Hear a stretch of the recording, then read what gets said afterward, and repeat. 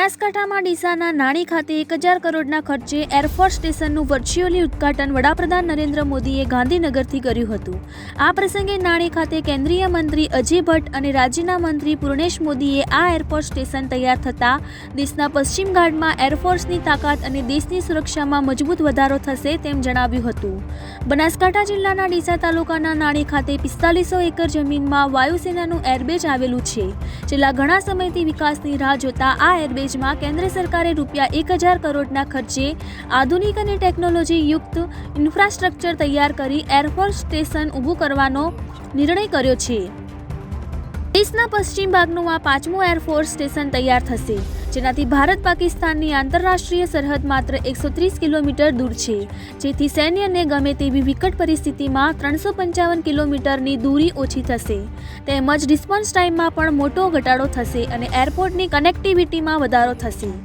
આ એરફોર્સ સ્ટેશનનો વડાપ્રધાન નરેન્દ્ર મોદીએ ગાંધીનગરના મહાત્મા મંદિરથી આજે વર્ચ્યુઅલ ખાતમું કર્યું હતું।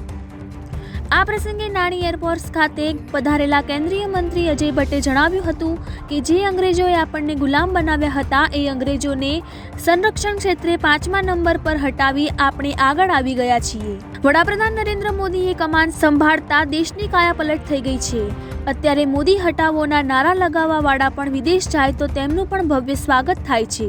જ્યારે રાજ્યના મંત્રી પૂર્ણેશ મોદીએ જણાવ્યું હતું કે પશ્ચિમ ઘાટ એ ગુજરાતની આંતરરાષ્ટ્રીય સરહદનો ભૌગોલિક ભાગ છે। ઉત્તર ગુજરાતમાં વાયુસેનાના મજબૂતીકરણનું આ એક અનેરું પગલું છે અને બનાસકાંઠામાં સીમા દર્શન બાદ એરફોર્સ સ્ટેશન બનતા સંરક્ષણ ક્ષેત્રે ગુજરાત અને દેશની તાકાત વધશે અને આંતરરાષ્ટ્રીય સીમા ઉપર વધુ સુરક્ષા વધશે।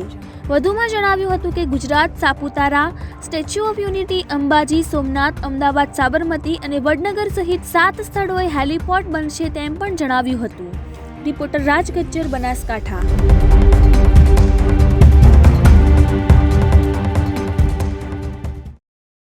आज माननीय मोदी जी के नेतृत्व में एक बार फिर से इतिहास रच दिया है।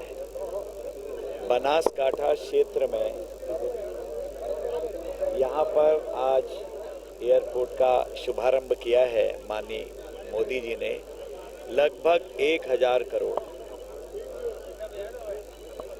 बहुत लंबे समय से इसको बनाने का कार्य चल रहा था।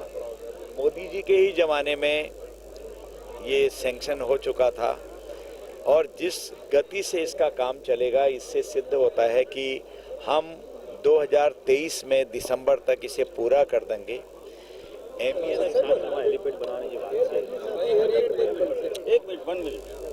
गुजरात में आदरणीय भूपेन्द्र भाई पटेल की सरकार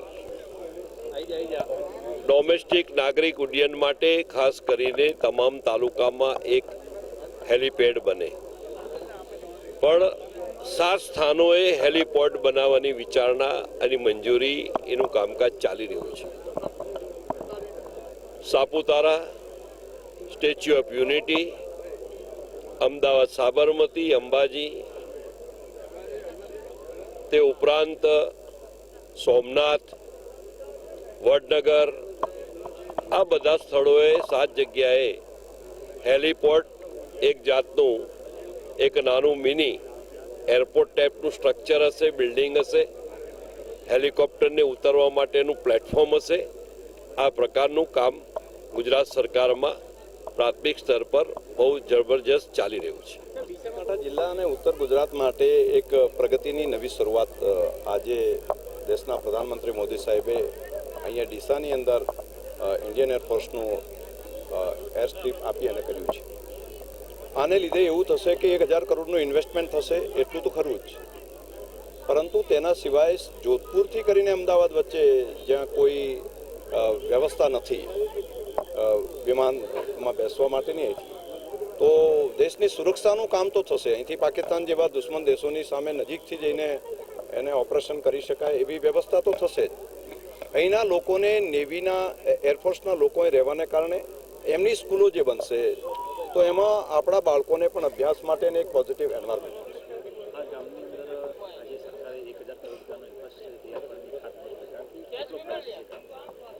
અત્યારે નાની ગામના તો ખરેખર નસીબ ખુલી ગયા છે કે જે એરબેજ બનતું હોય અને જે અમારા આજુબાજુના ગામડાનો તો ખરેખર વિકાસ થઈ ગયો છે.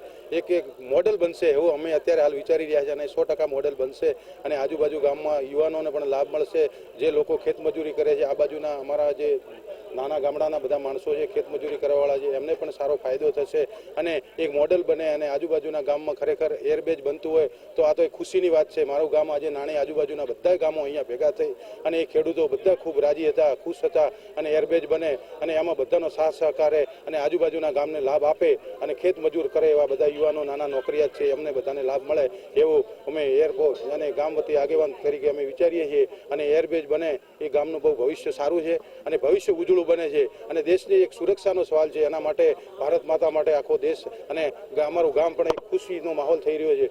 એટલે આનાથી બધાને ખૂબ સારો લાભ મળવાનો છે અને સારો લાભ મળે એવી અમે અપેક્ષા રાખીએ છીએ. અસ્તુ ભારત માતા.